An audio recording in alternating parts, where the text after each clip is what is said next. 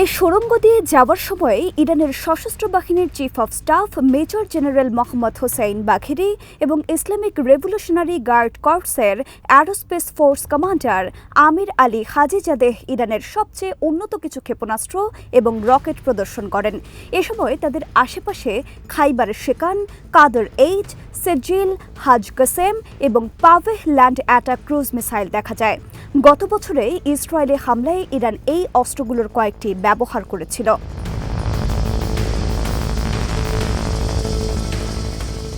তবে সমালোচকদের কেউ কেউ মনে করেন এই ভিডিওর মধ্যে বেশ কিছু দুর্বলতাও দৃশ্যমান হয়েছে। যেমন বিশাল এবং সক্ষমতা সম্পন্ন এই অস্ত্রগুলো দীর্ঘ সুড়ঙ্গ এবং বিশাল গুহায় খোলা জায়গায় সংরক্ষণ করা হয়েছে। তাছাড়া সেখানে বিস্ফোরণ রোধকারী দরজা বা আলাদা করে রাখা প্রতিরক্ষামূলক ব্যবস্থাও সেভাবে চোখে পড়েনি। যদি এই স্থাপনাটি কখনো আক্রমণের শিকার হয় তাহলে এর পরিণতিতে ভয়াবহ কিছু ঘটে যেতে পারে। এই নিরাপত্তাহীনতা একটি বিশাল চেইন রিঅ্যাকশনের মাধ্যমে দ্বিতীয় বিস্ফোরণের সম্ভাবনাও তৈরি করে।